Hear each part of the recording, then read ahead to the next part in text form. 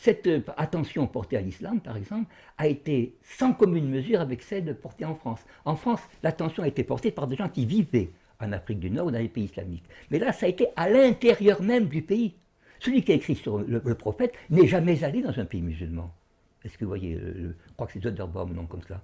Et je l'avais lu en traduction, il a écrit en allemand. Hein.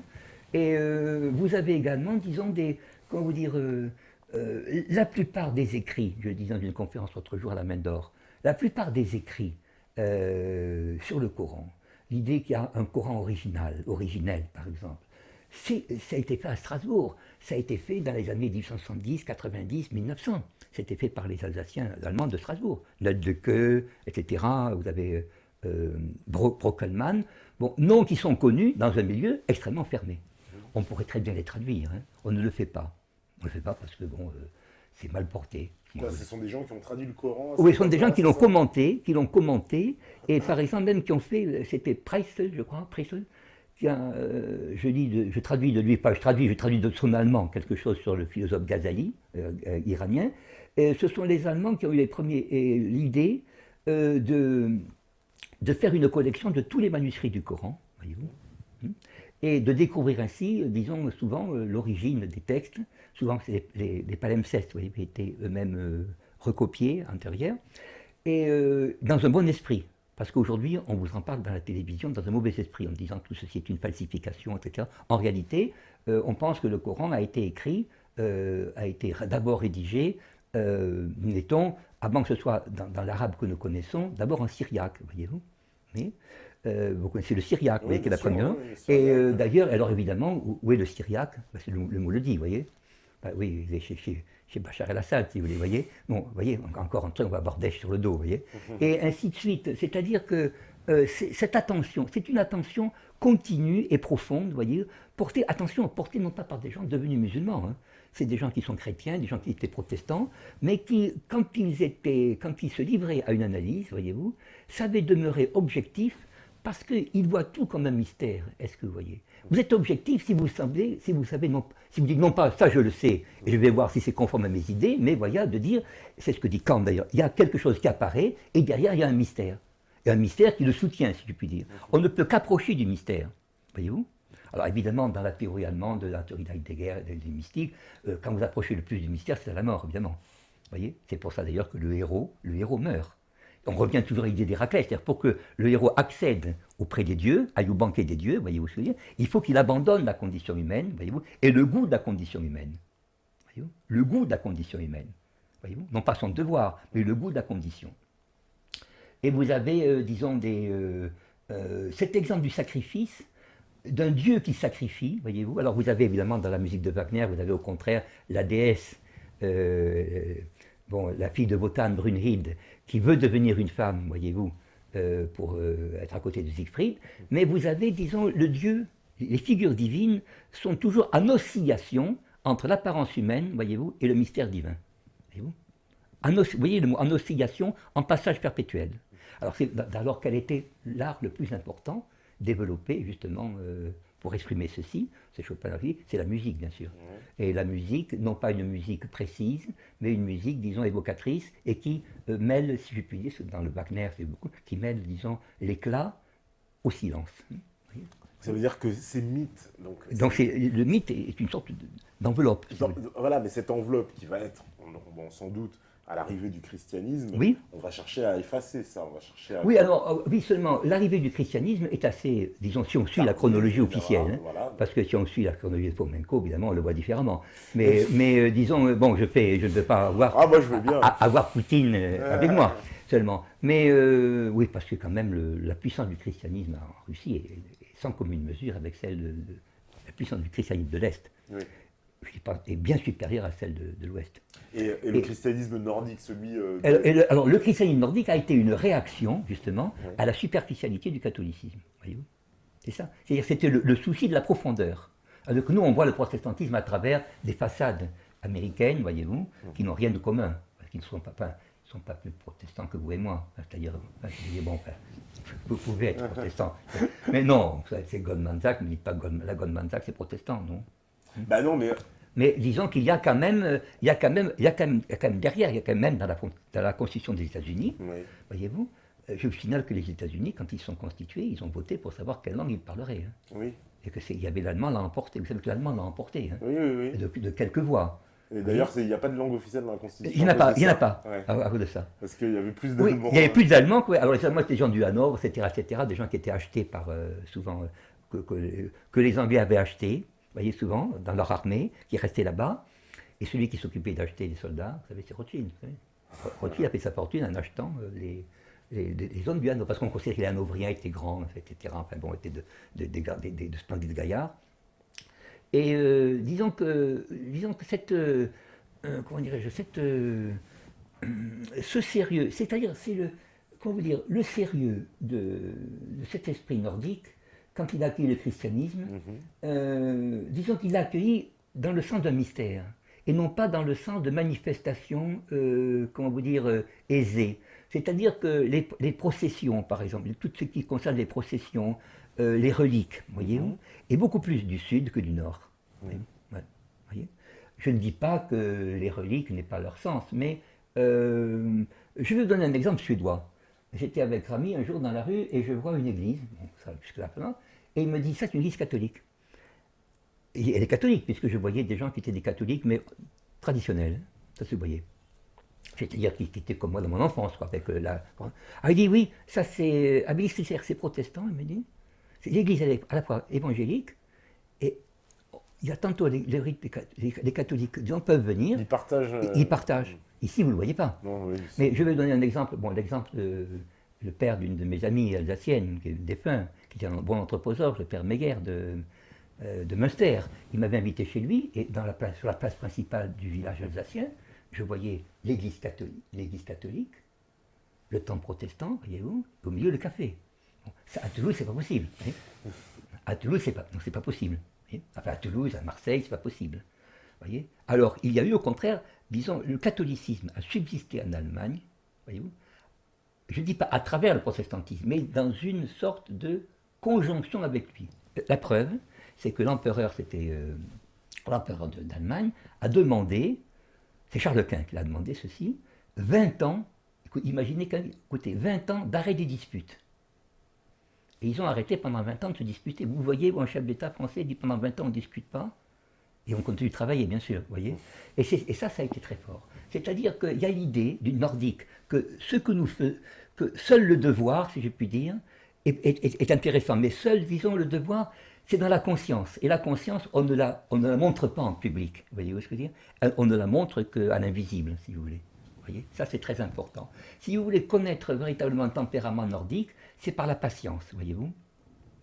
Et je crois que cette patience, c'est ce qui aujourd'hui fait triompher. Je crois, c'est psychologique, hein, vous allez me dire moral. C'est ce qui fait que, écoutez, par exemple, prenez l'Allemagne et prenez la Suède.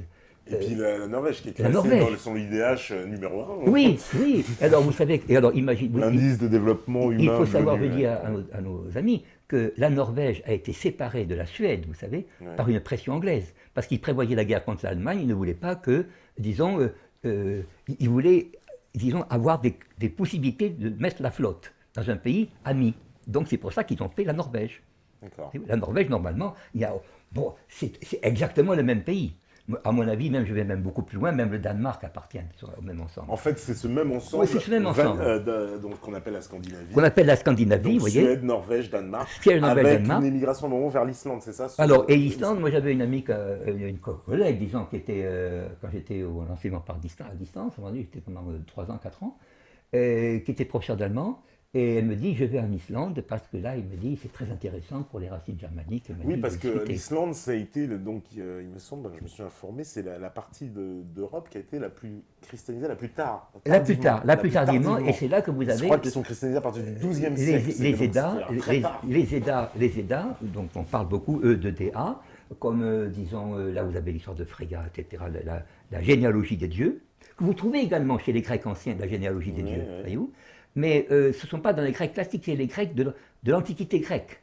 Non pas les Grecs classiques. Bien sûr, les Grecs classiques le disaient, mais disons qu'ils le considéraient eux-mêmes comme étant des antiquités grecques, voyez-vous.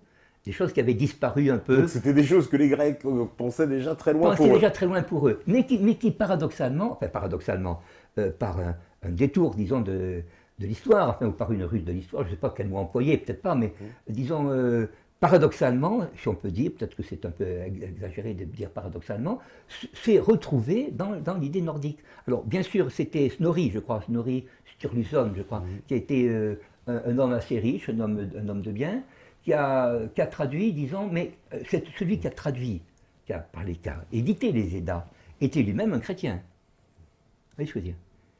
Celui mais il a dit que c'était, disons, que c'était certainement des ruses diaboliques qui étaient derrière, mais quand même, il était lui-même, ça c'est un terme nordique, admiratif des héros. Est-ce que vous voyez?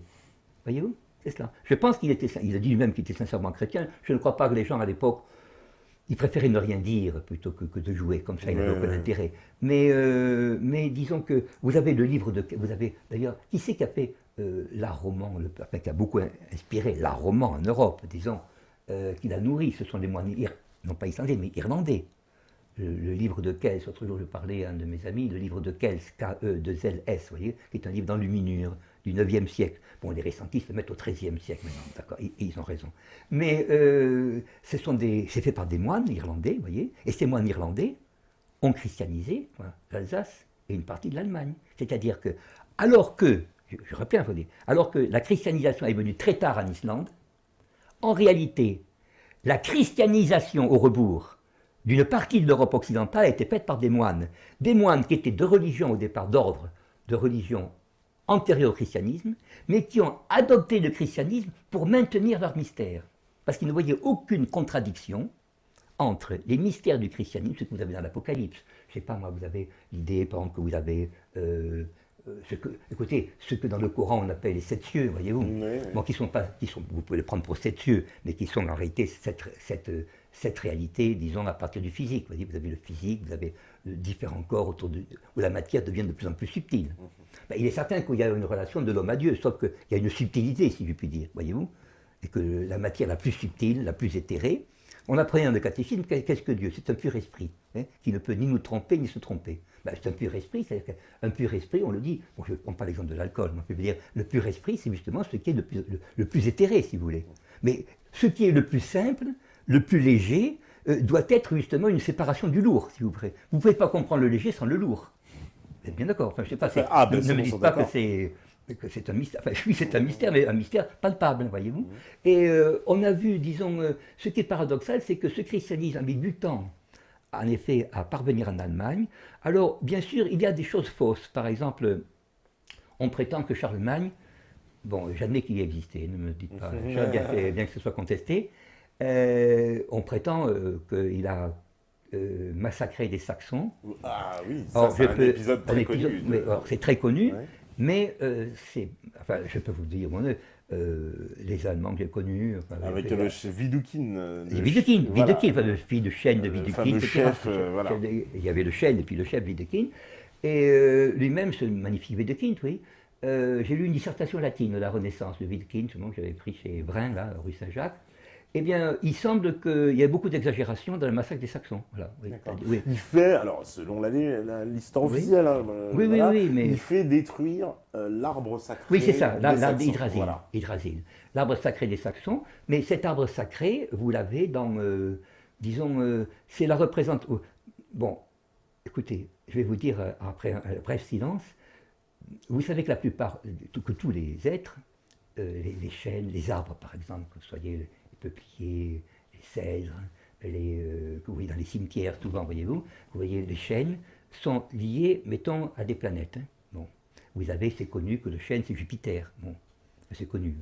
Vous demandez évidemment, moi j'ai une voisine à qui j'ai fait apprendre l'astrologie, bon évidemment, elle me le dit. Vous avez le cèdre, vous savez, donc sous l'ordre de Pluton. Et ceci était, disons, une croyance que l'on peut retrouver dans des textes chrétiens même, voyez-vous, de par les allégories, voyez-vous. Et alors c'est ça, dire que le monde est plein de Dieu au pluriel, voyez-vous, ça veut dire que ce qu'on appelle Dieu au pluriel, avec un petit d ou avec un d, c'est ce qu'on appelle le rapport entre le un et le multiple. Évidemment, vous ne pouvez avoir l'idée de l'un que si vous voyez le multiple, non? Et le multiple, naturellement, n'est que la répétition de l'un. C'est pas la peine de voir la Dame de Shanghai de Orson Welles pour avoir une idée. Vous voyez, quand vous avez la démultiplication des images. Et ce rapport de l'un et du multiple, voyez-vous, est vraiment ce qui fait la base de toute religion. Les hommes nordiques comme Kant, par exemple, qui prétendaient venir d'une famille écossaise, Kant avait dit il n'y a qu'une seule religion. Et le reste sont des rites qui sont différents. Voyez-vous. Voltaire a dit la même chose. Il a dit tous les livres sacrés enseignent la morale, ils n'enseignent pas la physique, ils n'enseignent pas la géographie, voyez-vous. Quand on lit l'Évangile, c'est pas pour savoir quelle est la vie de Pilate, non? Est-ce que vous voyez? Ni même s'il y avait des Romains en Palestine. Bon, non. Ce qui est clair, l'Évangile parle au cœur, il ne parle pas à l'imagination. Et c'est intéressant de voir un pays qui est arrivé relativement tard au christianisme, bien sûr, être en réalité celui qui a le plus approfondi le christianisme, parce qu'il a intériorisé. Voyez-vous? En allemand, il y a un mot pour dire se souvenir, ça signifie intérioriser. Je me souviens de quelque chose, c'est-à-dire je le mets au fond de moi-même. Voyez-vous? Alors si vous voulez se souvenir de quelqu'un, être fidèle à quelqu'un, c'est s'en souvenir. Alors vous avez la fameuse formule de Hegel, que, je ne sais pas, je dis un peu, c'est un peu un cours, je m'excuse, mais vous avez Hegel qui raconte en Allemagne, donc le grand philosophe, qui est très critiqué, bon, enfin c'est ridicule, mais bon, c'est une puissance énorme, c'est une montagne en fait. Et il raconte que quand les croisés, jamais les croisades, hein, vous voyez comme quoi je fais jamais les croisades, et quand les croisés sont venus libérer, voir le tombeau du Christ, voyez, ils ont ouvert le tombeau, ils ont vu qu'il n'y avait rien, bien sûr. Et ils ont dit, quand ils ont ouvert le tombeau, qu'ils ont vu que c'était le vide du tombeau, voyez, imagine un prof qui dit ça à la plaque. Et ils ont compris que le Christ était à l'intérieur de leur cœur, ce qu'on appelle la niche dans le Coran, voyez-vous. C'est-à-dire qu'ils ont cru que le tombeau de Dieu était dans leur cœur. Et ça, c'est vraiment une pensée profonde. Alors qu'au même moment, en 1830, en 1820, en France, on se battait pour le pouvoir du clergé. Mais personne ne discutait du christianisme. Est-ce que vous voyez?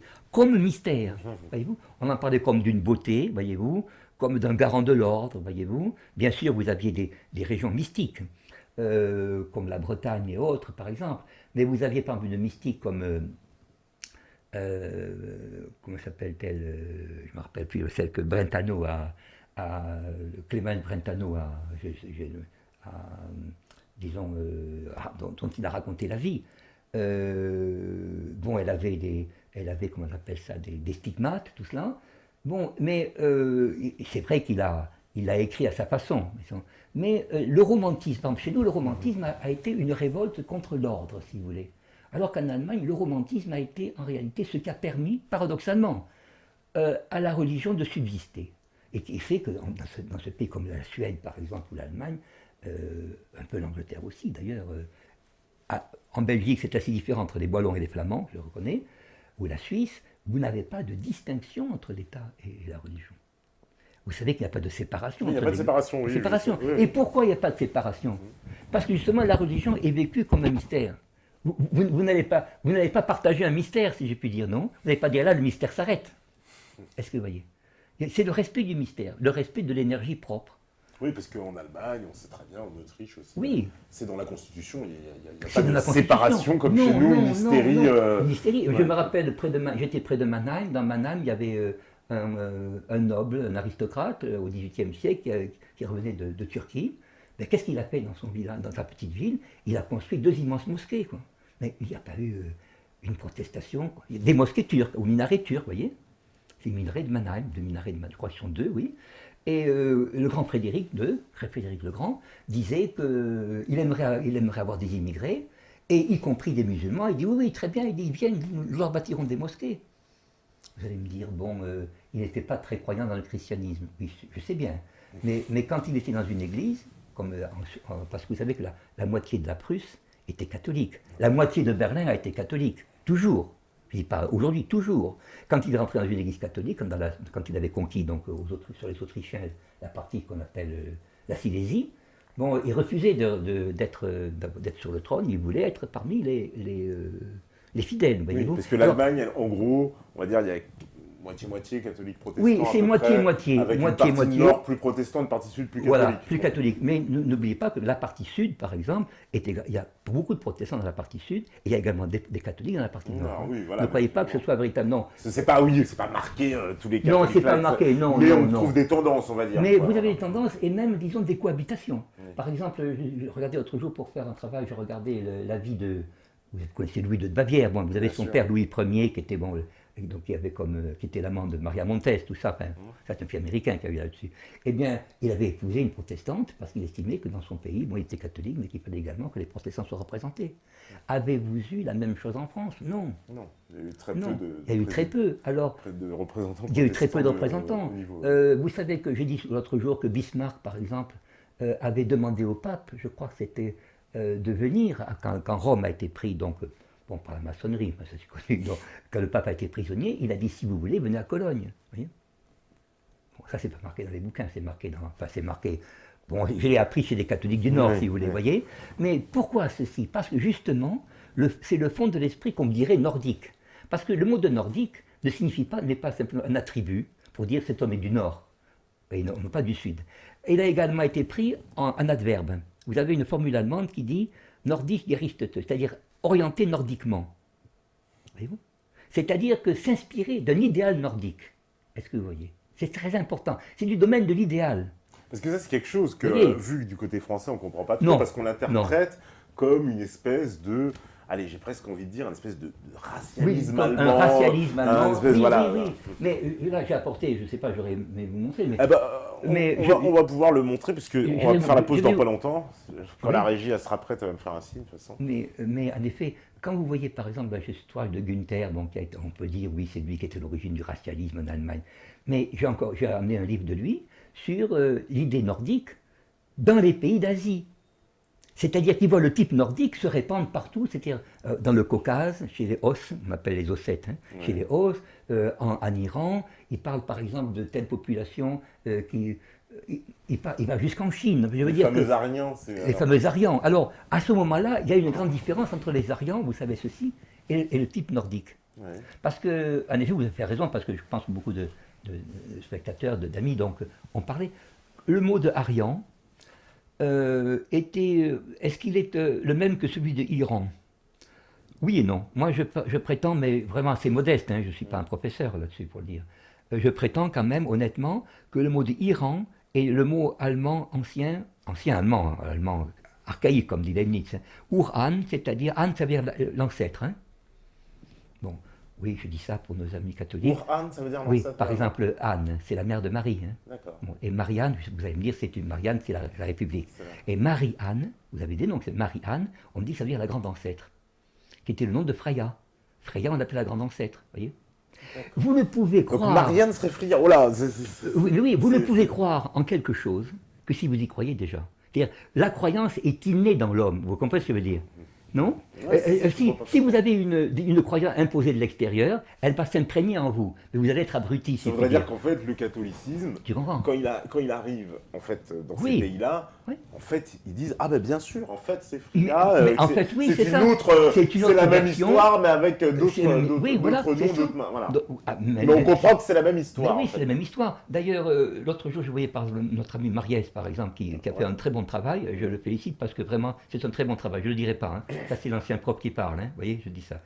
Et il a fait un bon travail sur Isis, par exemple. Bon, évidemment, Isis, moi, j'avais des élèves qui étaient dans le sud, qui étaient maçons, hein, dont les parents étaient maçons.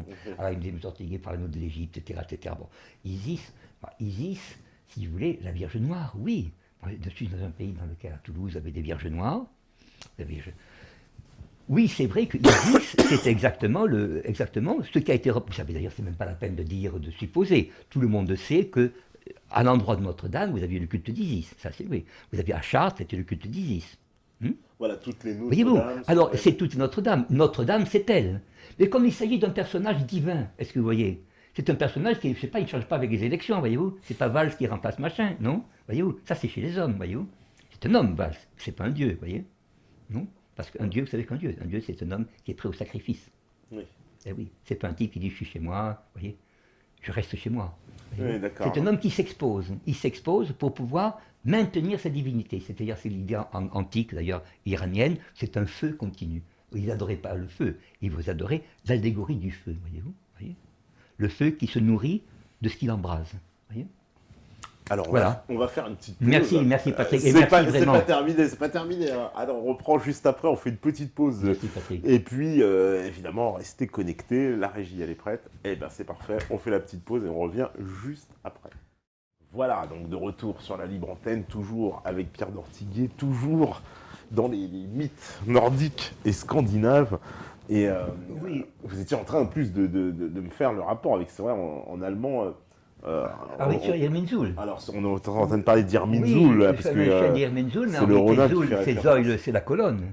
Et qu'en réalité, donc, vous avez ce thème du chêne aussi, de l'arbre, dans le Bhagavad Gita. Vous l'avez, c'est commune en Inde. C'est que si vous abattez l'arbre d'Irminsul, comme on le dit, ce n'est pas exact historiquement à mon sens, hein. Ce n'est pas un fait historique, c'est un fait, disons, mythique. C'est un mythe justement parce que le fait d'abattre l'arbre, car ça signifie que l'axe du monde est cassé. Vous voyez ce que je veux dire? Voilà.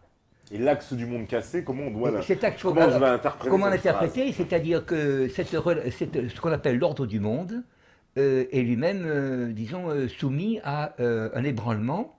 Alors, sur le plan proprement physique, non pas de géographie sacrée, mais sur le plan physique, c'est ce qu'on répète souvent, qu'on redit, certainement avec vraisemblance, par exemple, que notre propre monde, disons, a changé d'axe, etc. Vous savez, après une catastrophe et autres. Et certainement que ceci doit être à l'origine, justement, de changements, non, je ne dis pas, non, c'est pas des changements de climat à cause des mensonges qu'on nous dit aujourd'hui, mais a été certainement à l'origine d'une transformation, quand même, qui a poussé à des migrations de peuples. Je n'insiste pas trop sur le fait de ces migrations, mais il est certain qu'il y a l'idée, quand même, il y a une migration au minimum. C'est-à-dire que les peuples disent qu'ils viennent d'un voyage, qu'ils sont eux-mêmes, qu'ils ont voyagé eux-mêmes, c'est vrai. Qu'ils ont erré, c'est vrai. Est-ce qu'ils ont erré d'un point du globe à un autre? On peut l'admettre, voyez-vous. Ouais. Est-ce que cette errance est plus lointaine? Bon, ça, je pose la question. C'est-à-dire, mais c'est une question, disons, qui se formulerait simplement. Est-ce que ces mythes religieux donnent une histoire de notre propre terre ou donnent une histoire plus large de l'univers? Bon, ben, c'est une question que je pose. Vous savez, quand on dit même la loi morale en soi et puis les étoiles au-dessus. Bon. Oui, enfin, quand j'étais tout jeune, mes parents, nous regardions le ciel. Avant, maintenant, on ne voit plus le ciel est caché. Mais ça voudrait dire que jusqu'à oui. à Kant ou à Leibniz, pour que ces mythes, puisque ces mythes ont survécu jusqu'à eux, ils ont survécu de quelle façon? Pareil, sur une tradition orale germanique, ah oui, alors très profondément ancrée dans la culture. Vous aviez, je me permets encore de citer le témoignage de Guénon, mais ils ont subsisté. C'est un de mes camarades qui a un master d'histoire médiévale, qui est tout à fait opposé au récentisme, je dis. Ouais. Et il m'a dit que dans les contes populaires, réunis par les frères Grimm, par exemple, dans les contes de Perrault, etc., se trouve justement une tradition qui est maintenue de façon très simple, parce que justement l'esprit humain n'est plus capable, disons, de les élaborer.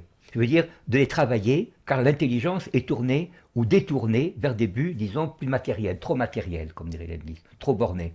Mais disons, la tradition, si je puis dire, la vérité, demeure au minimum, si vous voulez.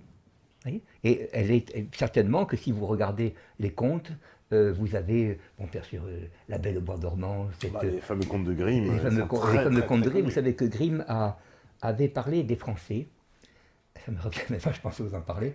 Il faisait une critique des Français en disant les Français, il parlait de Napoléon. Si Napoléon dit que nous sommes un peuple métaphysique, non pas un métaphysisches Volk. Et il dit, en fait, nous n'aimons pas les demi-vérités, auxquelles les Français sont trop souvent, je crois, trop souvent inclinés. Et par exemple, quand nous parlons de libéralisme, il dit que ce n'est pas simplement une manière de faire des affaires. C'est quelque chose qui est en rapport avec la liberté.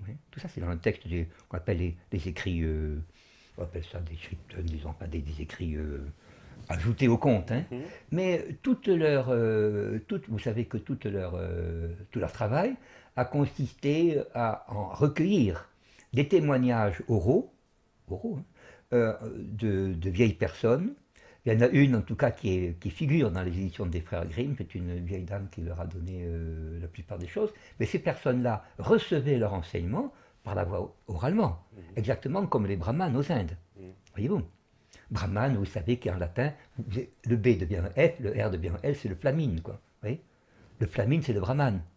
C'est le même mot, flamine, brahman, voyez.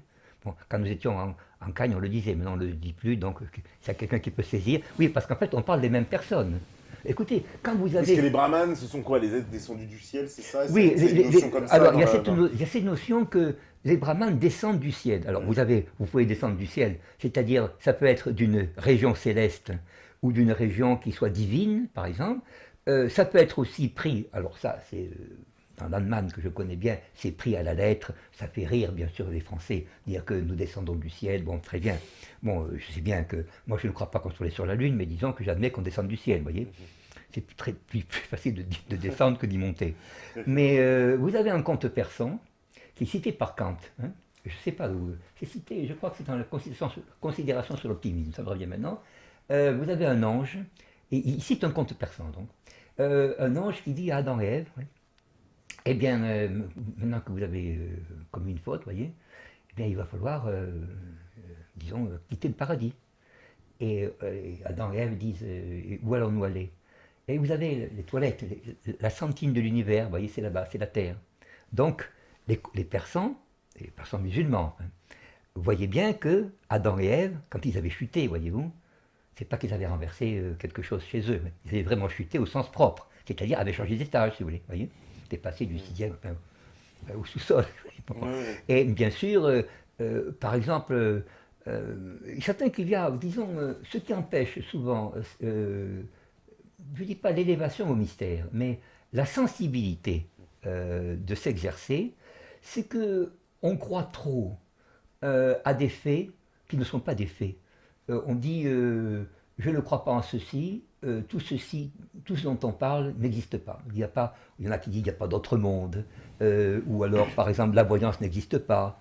Je n'y crois pas, voyez-vous. C'est un auteur autrichien que je connaissais, disait que c'était le nihilisme ou le positivisme. C'est-à-dire que j'aime ceci et je n'aime que ça. Le reste, pour moi, c'est rien. J'aime la musique classique et rien d'autre, voyez-vous ce que je veux dire. J'aime les femmes brunes et rien d'autre, voyez. Enfin, bref, on n'a qu'à choisir, voyez. C'est ça, j'aime ceci, mais sur fond de rien. Et ça, ce n'est pas l'attitude, disons, on pourrait dire religieuse. Le mot de religion, que signifie-t-il? Ça, on ne l'a jamais su. C'est pas relié au monde. Alors, on le dit, c'est ce que je croyais aussi jeune. J'étais comme vous, voyez, Patrick. Vous êtes ma personne, la même personne que moi, toute jeune, qui est à côté de moi. Et dans Cicéron, indépendamment de l'époque de Cicéron, hein, dans Cicéron, on s'interroge pour savoir ce que signifie le mot de religion.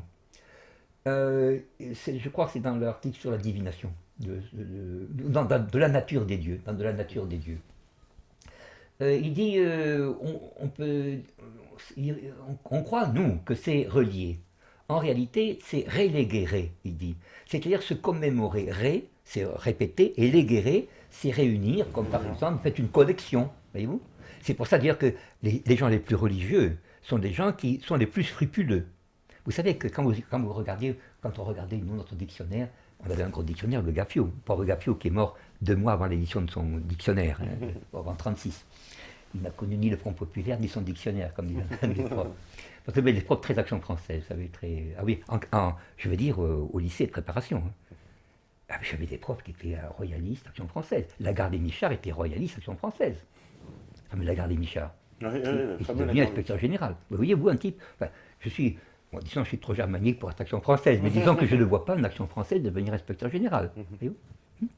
Il y avait beaucoup plus de liberté, je dis beaucoup plus de liberté, dans les années 60. Ah oui, j'avais un professeur du Parti communiste, par exemple, en général, les communistes partageaient l'histoire, voyez-vous, mais il rentrait dans les lycées de préparation. Voyez-vous. Je veux dire que l'intolérance est venue avec l'abaissement de la culture. Vous allez me dire, l'abaissement de la culture, ça ne se fait pas du jour au lendemain. Mais pour revenir à la notion de religiosus, quand on lisait le dictionnaire Gaffio, on voyait que ça signifiait scrupuleux. Par exemple, un consul religiosus, c'est un consul scrupuleux. Dux religiosus, c'est un général qui fait attention à ce qu'il fait. Et le même texte, je dis ça aujourd'hui dans une sorte de vidéo que j'ai faite donc, sur le récentisme avec Rodolphe Metz, le mot qui correspond en grec à ça, c'est skeptikos. Celui que quand vous faites une chose de manière sceptique, ça veut dire que vous le faites avec une attention. Quand le mot de skeptos, vous avez le mot de chao également, regardez. C'est-à-dire que ce que vous regardez attentivement, c'est ça être sceptique. C'est regarder attentivement quelque chose et non pas douter de quelque chose. Est-ce que vous voyez? Alors vous voyez comment le mot s'est transformé. Ouais, le mot s'est transformé, le sens. Alors skeptico signifiait scrupuleusement.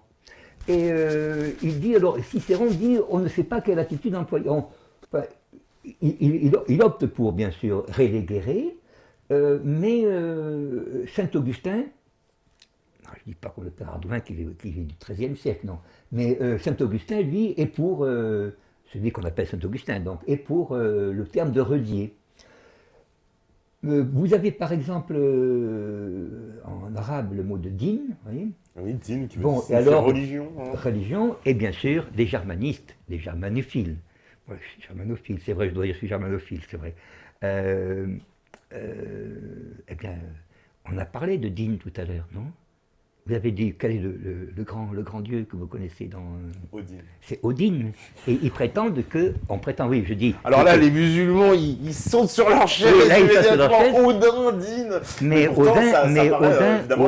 Odin, comme dit les Lémis, Odin est un homme très respectable. Ouais. Il dit ça, un homme très respectable, oui. Parce qu'alors, il y en a qui disent que ça signifie dans Od, que c'est Alors, un Odin, dieu. autant dire que... Alors ça, on va peut-être... Alors ça, vous allez pouvoir le corriger, mais pour l'imagerie populaire, aujourd'hui, quand on parle d'Odin, on parle, les gens pensent parler d'un être satanique. Oui, mais ça, Odin est assimilé à étant l'apparence du diable. c'est pas une destruction, c'est un abaissement de la grandeur. D'accord. Je dois dire que, bon, je vais citer encore quelqu'un, on ne le cite pas souvent, mais j'ai connu un de ses descendants qui travaillait à la librairie Vrin, mais Vrin rue Saint-Jacques à Paris, qui était un de ses parents. Moi, j'ai connu un des parents de Gobineau, et Gobineau disait fort bien que celui qui a trouvé Gobineau, qui a traduit le discours de la méthode en persan. Hein. Ouais.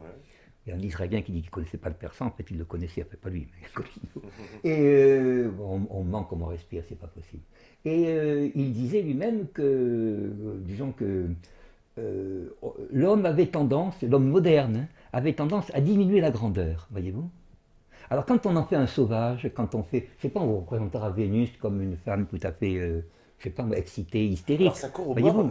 Voyez. Et ça, c'est vraiment, c'est fait pour pouvoir cracher. Cracher, ouais, Voyez. je comprends bien. Voyez. Mais alors, justement, ce qui est assez saisissant, c'est parce De même qu'on fait de Jésus un personnage un peu falot, voyez. Ouais. Mais on avait fait une émission ici même où, justement, il avait été évoqué le fait qu'il eût existé, en fait, des communautés venues justement du Nord et qui ont occupé les régions comment dire, du Proche-Orient, quoi, du Proche-Orient actuel. Bien et sûr. donc là, alors ça voudrait dire il y a une corrélation directe. Oui, c'est vrai. On l'a dit d'ailleurs tout à l'heure. J'ai parlé de Jürgen Spanut, qui est le pasteur protestant qui a écrit sur l'Atlantide. Ouais. Et il a parlé effectivement de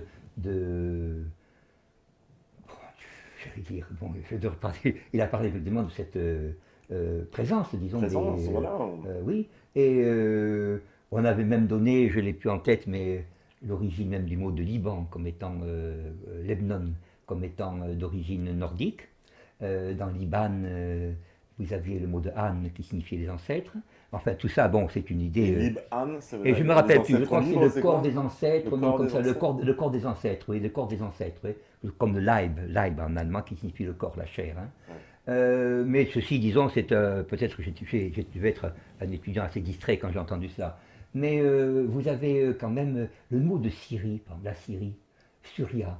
Suria, vous savez que la Syrie désigne dans les textes dans l'Odyssée, je crois que c'est dans l'Odyssée, oui, vous avez la Syrie qui désigne justement cette terre solaire du Nord, Suria.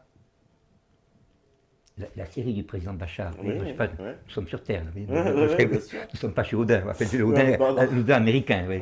Et oui, c'est justement pour cela que justement, je crois que l'idée même de dire que c'est en Syrie que se situe la fin du monde. Vous savez que dans votre croyance. Dans l'eschatologie islamique aussi, on parle de la prise de Damas. Oui, vous avez d'ailleurs, beaucoup le dit, c'est comment il s'appelle, Imran Hossein, on parle beaucoup. Et avec le charme indien d'ailleurs, avec le grand charme indien. Et vous avez dans cette situation en Syrie, peut-être certainement le rappel de ce Nord. D'ailleurs, le christianisme lui-même, enfin, si on ne peut pas dire par exemple que Saint Paul, bon, je ne fais pas de commentaires récentistes, hein, que Saint Paul, par exemple, a refondé le christianisme ou fondé le christianisme nouveau dans un voyage à Damas, le voyage en Syrie, voyez-vous. Son fameux chemin de Damas, où il disait, où il avait, c'était d'après ce qu'on dit, hein, il avait été un persécuteur des chrétiens, Tout à fait, pharisien, etc. persécuteur, et il s'est, Et, ça, on parle d'ailleurs attention, faire son il chemin a de été, Damas, il a ouais. été recueilli en Syrie par des chrétiens qui étaient déjà syriens. C'est très intéressant de voir qu'il a été recueilli en Syrie lorsqu'il est devenu aveugle, après être monté au troisième ciel, qui est aussi le septième. Enfin bref. Oui, ce qu'on appelle le troisième ciel, c'est également ce qu'on peut dire aussi le septième ciel, hein, disons, parce que vous avez les mêmes natures, vous pouvez traduire toutes les religions par le même portrait de l'homme spirituel, si vous voulez, voyez-vous. Entre l'homme physique et l'homme spirituel, vous avez une évanescence. Bon, c'est-à-dire, quand un homme, pour donner un exemple, un homme né, bon, vous avez la vigueur, vous avez l'ambition, l'adolescence, etc., tout cela, et l'avantage, quand l'homme vit une vie normale, bien sûr, une vie ordinaire, hein, selon un ordre donné, lorsqu'il atteint la vieillesse, voyez-vous, c'est Heidegger qui le dit, dans un très bel commentaire de Hölderlin, il y a des hommes qui vieillissent, et dit en annuyant la jeunesse, en disant la jeunesse ne sait pas ceci, ne sait pas cela, voyez-vous, ils font des reproches. Et puis vous avez ceux qui disent Heidegger, savent vieillir, hein, Wissen hat werden, savent vieillir, c'est eux qui indiquent à la jeunesse, vous voyez, qu'il existe avant la lumière une période encore plus importante qu'est l'aube. Mais ça, vous trouvez, cette description de l'aube qui se lève, vous la trouvez dans tous les textes sur le Nord. Voyez-vous, c'est considéré comme l'aube étant, vous savez, étant la percée de la nuit, voyez-vous. Oui, On voyait le Nord comme étant le lieu où celle-ci apparaissait avec le plus d'éclat. Alors, est-ce que le Nord est quelque chose, la notion de Nord est mythique? Ouais, il y a ça aussi. Est-ce que ça à mettre en lien, alors puisqu'on avec les fameuses civilisations aussi mégalithiques qui auraient occupé en effet, oui. Cette zone-là, justement, précisément. Oui, alors vous aviez par exemple dans les civilisations mégalithiques, mais là, je crois que il faut les ouvrir, ces civilisations également, mais ça, je le dis avec précaution, disons, pour ne pas heurter nos amis, enfin, pour ne pas, disons, pour dire, flétrir l'amitié que nous avons avec nos téléspectateurs, mais je pense qu'il faut que l'homme soit modeste, l'homme d'ici soit modeste, et qu'il considère que ces civilisations mégalithiques sont peut-être sont de facture humaine, je le crois, mais qu'il existe peut-être des forces humaines qui ne sont pas des forces simplement de terre, c'est-à-dire qu'il existe d'autres forces humaines, extérieures peut-être à notre terre, voyez-vous, qui peut-être ont aidé assez. Parce qu'il y a quand même un art de construction, vous êtes bien d'accord, un art de construction qui dépasse quand même, je veux dire, qui dépasse l'explication technique qu'on donne de l'évolution. Est-ce que vous voyez? Voyez-vous?